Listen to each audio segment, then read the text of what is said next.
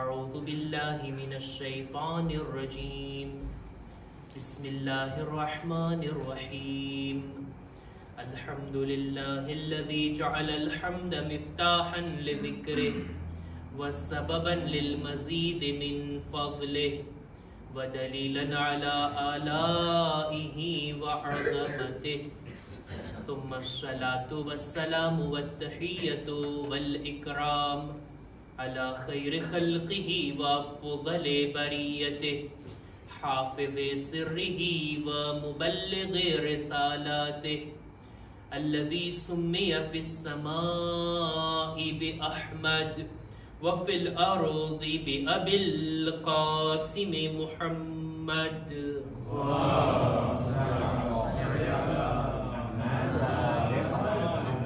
وعلى أهل بيته الطيبين الطاهرين المعصومين المظلومين ولعنة الله على أعدائهم أجمعين أما بعد فقد قال الله سبحانه وتعالى في كتابه الكريم وهو أصدق القائلين وقوله الحق بسم الله الرحمن الرحيم إنا لننصر رسلنا والذين آمنوا في الحياة الدنيا ويوم يقوم الأشهاد صلوات بر محمد وآل محمد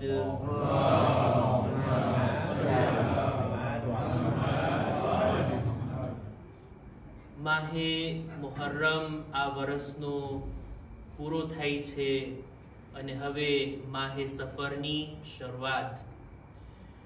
આ 2 મહિના અહેલે બેત અલૈહિસ્સલામ માટે ખૂબ જ ગમગીન, ખૂબ જ સોગવારીના મહિના છે. એમના શરીકે ગમ બનીને આપણે બધા આ 2 મહિનાઓની અંદર અઝાદારી કરીએ છીએ, માતમદારી કરીએ છીએ અને આપણા શિયા હોવાનો, આપણા અહેલે બેતના ચાહવા વાળા હોવાનો એક સબૂત પણ છે કે એમની ખુશીમાં ખુશ અને એમના ગમમાં આપણે ગમ મનાવીએ. પહેલી સફરની તારીખ આવી રહી છે અને જ્યારે પણ ઇસ્લામી મહિનાની પહેલી તારીખની પહેલા કોઈ તકરીર કરવાનો, મજલિસ પડવાનો મોકો મળે ત્યારે આ વાતને બયાન કરવાનો આગ્રહ રાખું છું કે ઇસ્લામી મહિનાની દર પહેલી તારીખના 2 રકાત નમાઝ માસૂમીને તાલીમ ફરમાવી. જે કોઈ પણ આ 2 રકાત નમાઝ પડે, હદીસમાં મળે છે કે આખા મહિનાની સલામતીને પોતે મેળવી લે છે.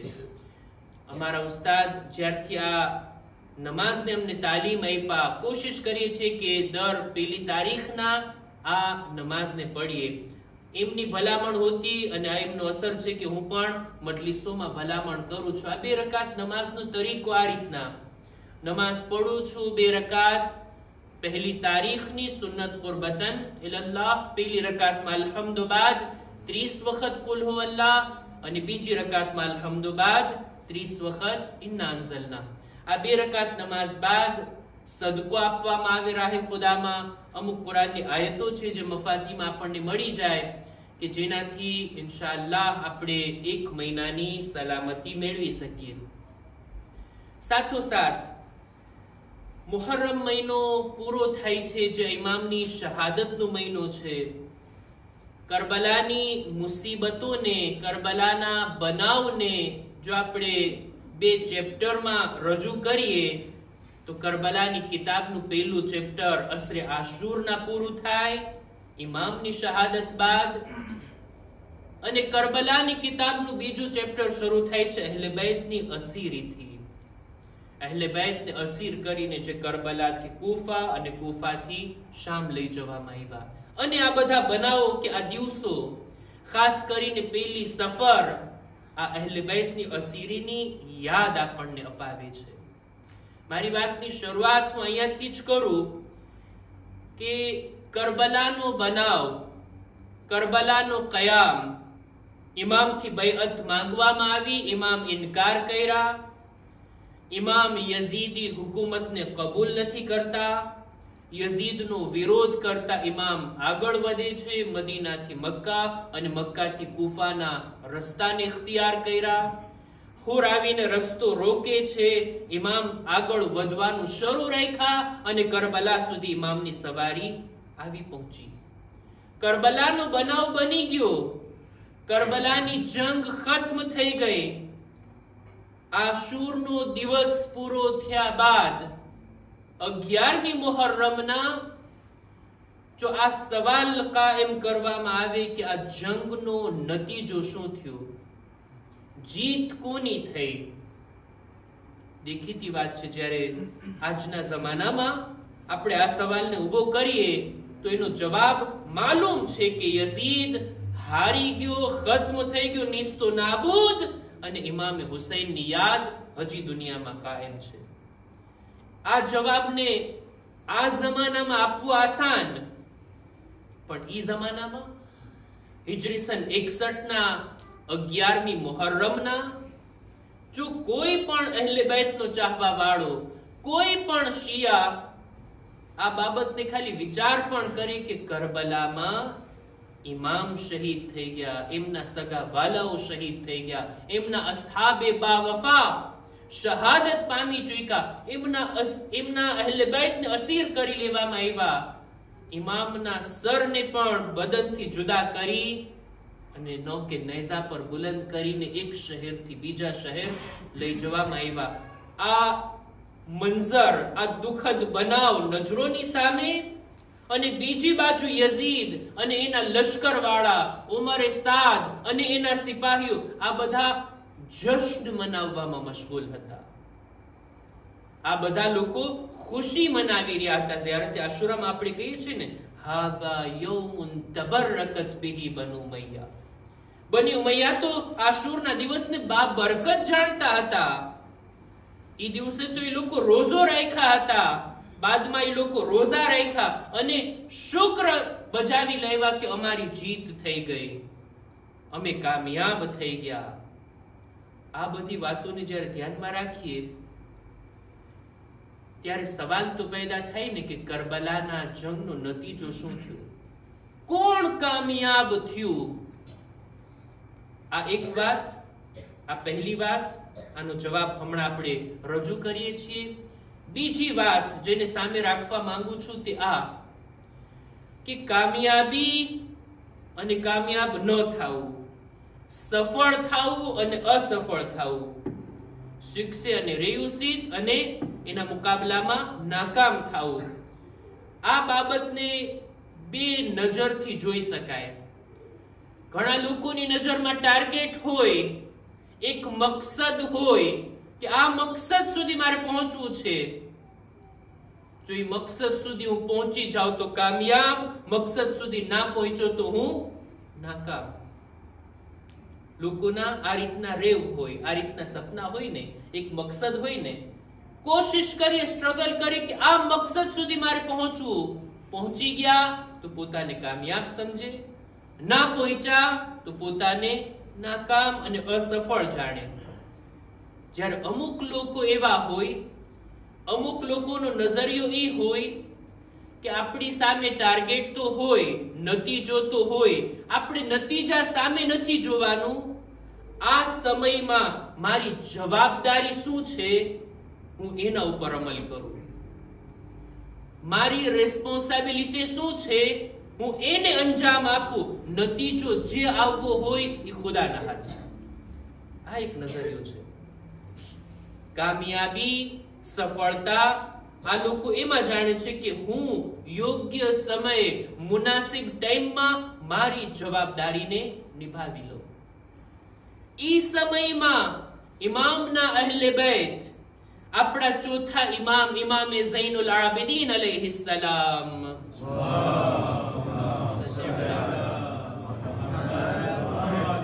અને એમની સાથે એમના ફૂફી શરીકતુલ હુસૈન હઝરતે ઝૈનબ અલૈહા સલામ,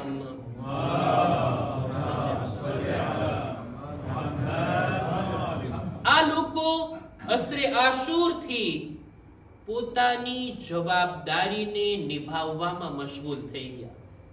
જે સખ્ત અને સંગીન રિસ્પોન્સિબિલિટી ઇમામની શહાદત બાદ એમના શિરે આવી, આ લોકો એને અંજામ આપવામાં મશગુલ થઈ ગયા. નતીજો જે આવવો હોય તે આવે, પણ આપણે આપણી જવાબદારી શું છે એને અંજામ આપીએ. સખ્ત જવાબદારીને ઉઠાવ્યા છે આપણા ચોથાઈમાં.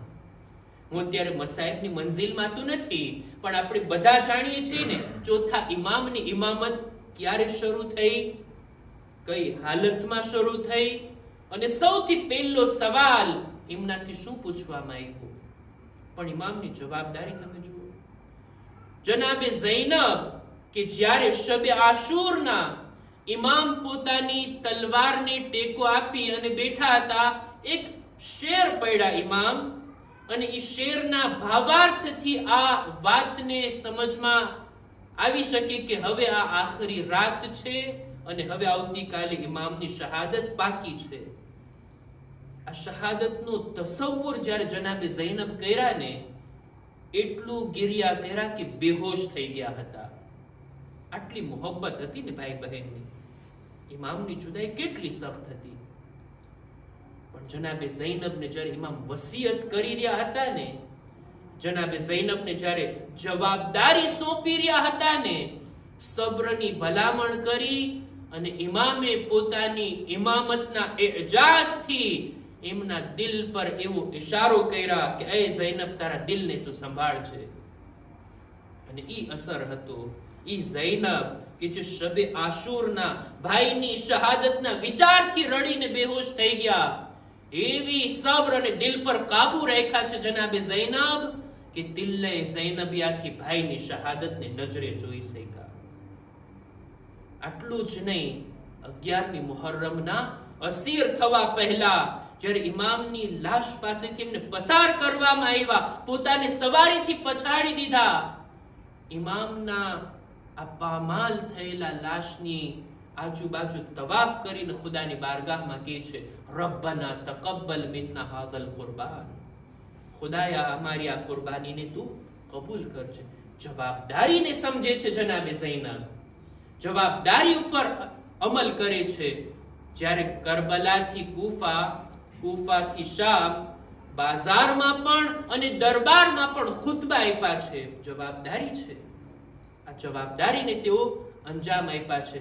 બહરહાલ અહેલે હરમે પોતાની જવાબદારીને બખૂબી નિભાવી ઇમામની શહાદત બાદ. આ વાત તો બાકી. આવીએ પહેલા સવાલમાં કે આ ઇમામના આ કયામનો નતીજો શું થયો? ખુદાવંદે આલમે ઇમામે હુસૈનની આ કુરબાનીની સફળતાને કેવી રીતના રાખી છે, એનો નતીજો શું થયો? મદીનાની અંદર આપણા ચોથા ઇમામ ઇમામે ઝૈનુલ આબિદીન અલૈહિસ્સલામ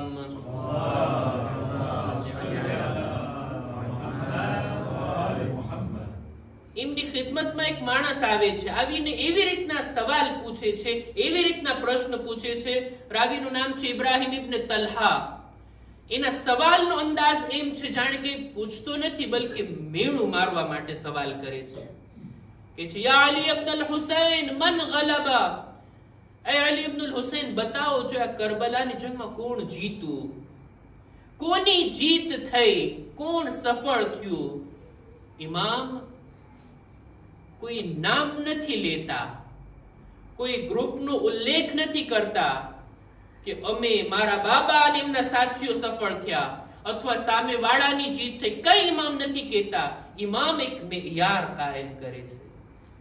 ઇમામ એક એવો જવાબ આપે છે કે જેને દરેક જમાનામાં સાંભળવા વાળો સાંભળીને જવાબને મેળવી શકશે, વાતને સમજી શકશે. ઇમામ ફરમાવે છે, તારે જાણવું હોય કોની જીત થઈ તો જ્યારે નમાઝનો સમય થાય, અઝાન થતી હોય, એકામત થતી હોય અને નમાઝ પડાતી હોય ને, તો સમજી લેજે મારા બાબા હુસૈન ઇબ્ન અલીની જીત થઈ છે. મારા બાબા એ હતા કે જે દીનને બચાવવાને ખાતર અમલ કર્યા, દીનને બચાવવાને ખાતર આટલી કુરબાની આપ્યા. એમનો કયામ આ મકસદને ખાતર હતો. ઈ મકસદ જો પૂરો થયો, જાહેરમાં ભલે એમની શહાદત અને એમના અહેલે બાઈતની અસીરી દેખાય, પણ મકસદ પૂરો થયો એટલે જીત મારા બાબાની છે.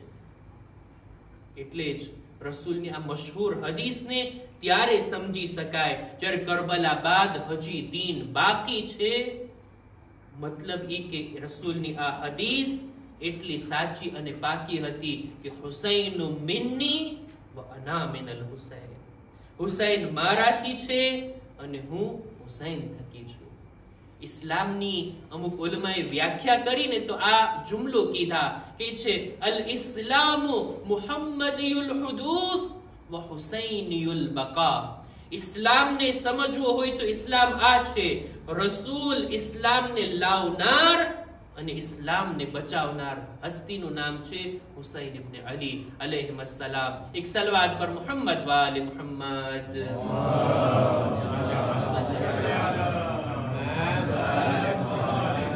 મારે આ બધું બયાન કરવું છે ઈ માટે, આ પોઈન્ટ ઉપર લાવવા માટે કુરાન મજીદની એક આયત છે, સૂરા નંબર 40 આયત નંબર 51, સૂરે ગાફિરની આ આયત જેની મેં તિલાવત કરી. ખુદાવંદ આલમ ફરમાવે છે કે ઇન્ના લનન્સુરુ રૂસુલના, બેશક અમે અમારા રસૂલોની મદદ કરશું, વલ્લઝીના આમનુ અને મુમિનીનની પણ મદદ કરશું, ફિલ હયાતી દુનિયા વ યૌમા યકૂમુલ અશહાદ, આ દુનિયામાં પણ અમે એમની મદદ કરશું અને કયામતના દિવસે જ્યારે બધા ગવાહો ગવાહી આપતા હશે ને ત્યારે પણ અમે રસૂલોની અને મુમિનીનની મદદ કરશું.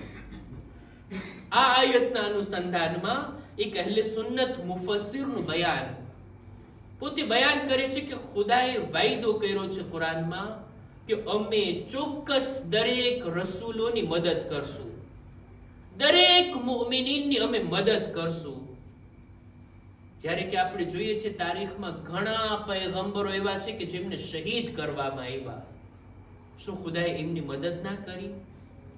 કેટલાય એવા ખાલિસ મુખલિસ મુમિનીન હતા કે ખુદાની રાહમાં તેઓ આગળ વધ્યા, એમને શહીદ કરી દેવામાં આવ્યા. મતલબ શું છે? ખુદાએ એમની મદદ નથી કરી.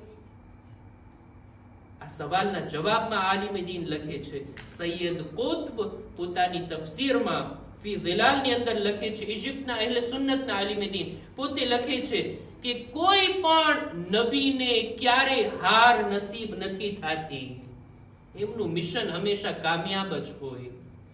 અલ્લાહની રાહમાં કોઈ પણ મુમિન કદમ આગળ ઉઠાવે ને ક્યારે ઈ હારતો નથી, હંમેશા એની જીત થાય છે. પણ હાર અને જીતને સમજવાના મેયાર અલગ અલગ હોય.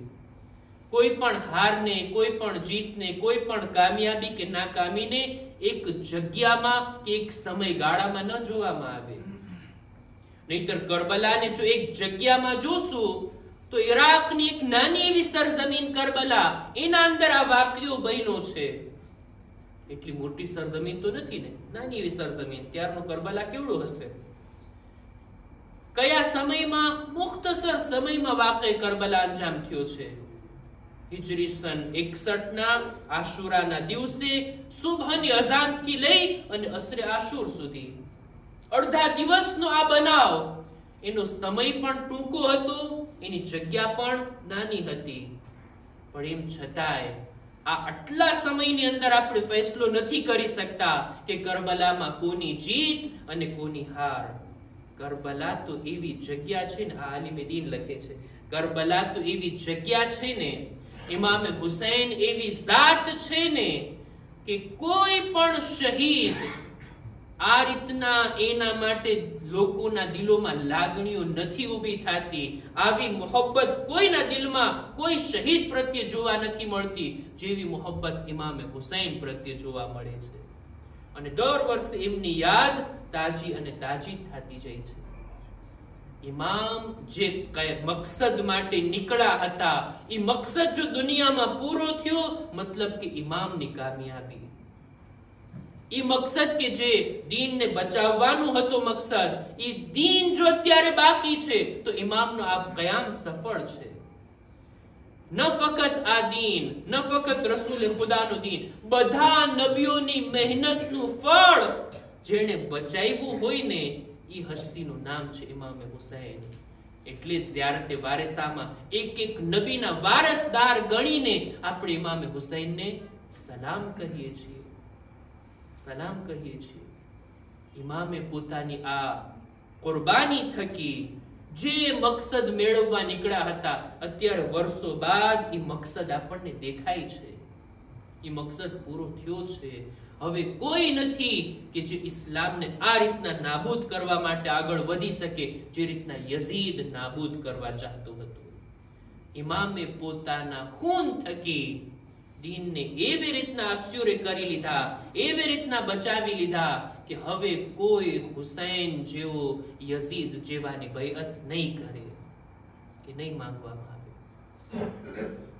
ઇમામના અહેલે હરમે આ બાબતે ઇમામની કુરબાનીની વાત ફેલાવવામાં, ઇમામની કુરબાનીનો પ્રચાર કરવામાં પોતાની જવાબદારીને બખૂબી નિભાવ્યા છે, બખૂબી નિભાવ્યા છે. અત્યારે સમય નથી કે આ મૌઝુની અંદર હું દાખલ થાવ. મારે મસાઇબથી વાત જોડવા માટે કે અહેલે બેત પહેલી સફરના શામમાં દાખલ થયા અને પહેલી સફરથી એ લોકો શામની અંદર હતા. શામના બાજારમાં પણ તેઓને લઈ જવામાં આવ્યા અને શામના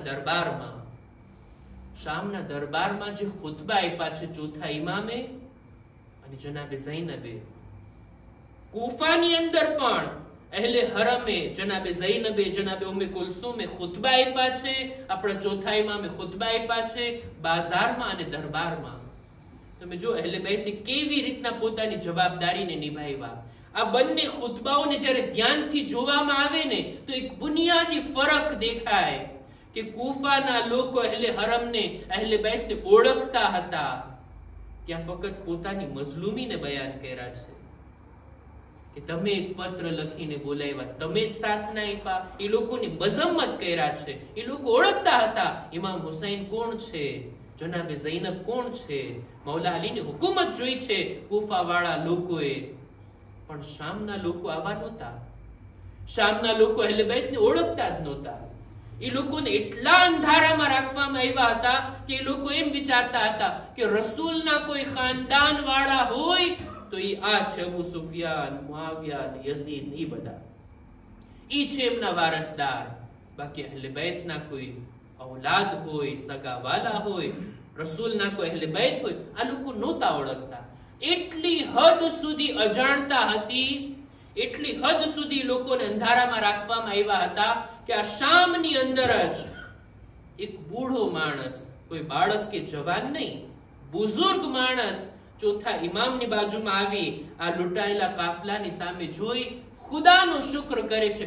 ખુદાએ તારો શુક્ર, તે અમારા અમીરને એટલે કે યઝીદને ફતેહ નસીબ કરી અને આ લોકોને કત્લ કર્યા અને અસીર કર્યા. ચોથા ઇમામ જ્યારે જોયા કે આ માણસ ગુમરાહ નથી બલકે ગાફિલ છે, અજાણ છે, જાહિલ છે, ઇમામ એને નસીહત કરે છે, એની સાથે વાત કરે છે, એને જાણકારી પૂરી પાડે છે કે તું ઓળખતો નથી બરાબર.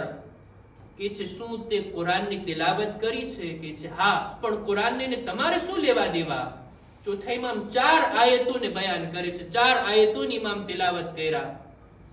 ખુમ્સની આયત, આયતે તત્હીર, આયતે ઝવીલ કુરબા અને આયતે મવદ્દત, અને પછી કહે છે આમાં અહેલે બેતનો જે zikr છે એ બીજા કોઈ નહીં, અમે છીએ. પોતાની ઓળખાણ કરાવી. આ તો બાજારની વાત. દરબારમાં પણ કે જ્યાં જુદા જુદા દેશના સફીરો બેઠા હતા અને એમની દરમિયાન ચોથા ઇમામનો ખુતબો, પોતાની ઓળખાણ કરાવ્યા છે. બસ હું મારી વાતને પૂરી કરું. ઇમામ આ દિવસોની અંદર જ્યારે અસીર કરીને શામ લઈ જવામાં આવ્યા, પહેલી સફર અને લ્યો આ કાફિલો શામ સુધી પહોંચી ગયો. આપણે પહેલી મુહર્રમ થી અઝાદારી કરીએ છીએ ને, આવો ને આખરી મુહર્રમમાં પણ આંસુ વહાવીએ. અને પહેલી સફર આવવા વાળી છે. ચોથા ઇમામની આટલી મોટી મુસીબત કે ખુદ પોતે બયાન કર્યા હતા. જ્યારે પૂછવામાં આવ્યું હતું મૌલા સૌથી વધારે મુસીબત ક્યાં પડી? ચોથા ઇમામ 3 વખત કહેતા અશામ, અશામ, અશામ. હાય શામની મુસીબત, શામની મુસીબતને હું ક્યારેય ભૂલાવી નથી શકતો. એક સહાબી છે રસૂલે ખુદાનો સાહલે સાઈદી, પોતે બયાન કરે છે કે હું બૈતુલ મુકદ્દસની ઝિયારત અર્થે ગયો હતો. પહેલી સફરના હું શામમાં દાખલ થયો. મેં શું જોયું? બાજારોને સજાવવામાં આવી રહી છે, એક ઈદ જેવો માહોલ, લોકો જશ્ન અને ખુશી મનાવવામાં મશગુલ. મેં સવાલ કર્યો, શું શામના લોકો આ તારીખમાં કોઈ ખુશી મનાવે છે? મને જવાબ મળે છે કે શું તમે બહારના છો, તમે અજાણ છો, તમને ખબર નથી કે કઈ ખુશી મનાવવામાં અમે મશગુલ છીએ. ત્યારે આ બયાન કરે છે, નહીં, હું તો રસૂલનો સહાબી છું, મારું નામ સાહલે સાઈદી છે. ત્યારે અમુક લોકો એને જવાબમાં કહે છે, એ સાહલે સાઈદી, એ રસૂલના સહાબી, તારી જાણ ખાતર અમે તને બયાન કરીએ, જો આસમાનથી ખૂન વરસે કે જમીન ફાટીને પોતાની અંદર લોકોને સમાવી લે તો પણ આ મુસીબત એના કરતા વધારે સખ્ત છે. અને તે આ કે આજની તારીખમાં રસૂલના નવાસા હુસૈનનું સર શામમાં લાવવામાં આવી રહ્યું છે. કે છે કયા દરવાજેથી? હું એ દરવાજા પર ગયો, મેં જોયું કે એવા ચાંદ જેવા ચહેરા, એવી શકલો ને સુરતને નૌકે નેઝા પર બુલંદ કરીને લાવવામાં આવી રહી છે. પાછળ અમુક બીબીઓ છે જેમને ખાલી ઊંટની પુષ્ટ પર બાંધીને બેસાડવામાં આવ્યા છે. આ મંઝરને જોઈને એટલું મને દુઃખ થયું, પોતે રડવા લાગે છે. પણ શું કરે, મજબૂરી. આ બુઝુર્ગ સાહાબી કઈ કરી નહોતું શકતો. અહેલે હરમના સવારીની બાજુમાં આવીને ઇમામના અહેલે હરમથી સવાલ કરે છે, એ બીબીઓ, હું રસૂલનો સહાબી છું, મેં તમારા નાના રસૂલે ખુદાને જોયા છે, હું મારાથી કઈ બની શકે એટલી મદદ કરવા માટે તૈયાર છું. આ મોકા ઉપર એક બીબી કહે છે, એ શખ્સ, એ બુઝુર્ગ, જો મારી મદદ કરવી હોય ને તો આટલું કરી દો. આ સર જેના હાથમાં છે એ સિપાહીને કહો આ માથાઓને આગળ લઈ જાય, તમાશો જોવા વાળા સરોને જુએ, અમારા તરફ લોકોની નજર ના ઉઠે. આ બુઝુર્ગ સહાબીએ પેલા સિપાહીને 400 દિરહમ દીધા અને માથાઓ આગળ લઈ જવાનું કીધું. આ સરને આગળ લઈ જવામાં આવ્યા અને લ્યો અઝીઝો, આ કાફલાને શામના દરબારમાં દાખલ કરવામાં આવ્યો. આ સહાબીનું બયાન છે. હું પણ પાછળ ગયો અને મેં પણ શામના દરબારના મંઝરને જોયો, કેવી રીતના યઝીદ તખ્ત પર બેઠો હતો અને ચોથા ઇમામને અસીર કરીને લાવવામાં આવ્યા, કેવી રીતના ઇમામના સરને દરબારમાં હાજર કરવામાં આવ્યું અને કેવી રીતના અહેલે હરમને રસનમાં બાંધી અને શામના દરબારમાં દાખલ કરવામાં આવ્યા.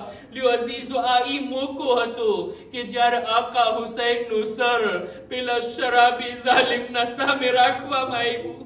સામે ચોથા ઇમામ ઉભા છે, એમની નજરોની સામે જનાબે ઝૈનબ જોઈ રહ્યા છે, એમની નજરોની સામે ઝાલિમના હાથમાં લાકડી હતી અને ચોથા ઇમામની નજરોની સામે આકા હુસૈનનું સર. લ્યો એવી બેહુરમતી થઈ જેને બયાન કરવું મુશ્કેલ છે. એક સહાબી ઉભો થઈને કહે છે, એ યઝીદ, તારા હાથને રોકી દે, મેં મારી નજરોથી જોયું છે રસૂલુલ્લાહ આ ચહેરાના બોસા લેતા, રસૂલુલ્લાહ આ જગ્યાને ચૂમતા જ્યાં રસૂલે બોસા લીધા હોય, ત્યાં લાકડી મારવાનું છોડી આપ. આ સહાબીથી બરદાશ્ત ના થયું. હું નથી જાણતો ચોથા ઇમામ કયા દિલથી આ મોકા ઉપર સબ્ર કર્યા. વાહ હુસૈના, વાહ મઝલૂમા, વાહ ગરીબા, માતમે હુસૈન, યા હુસૈન.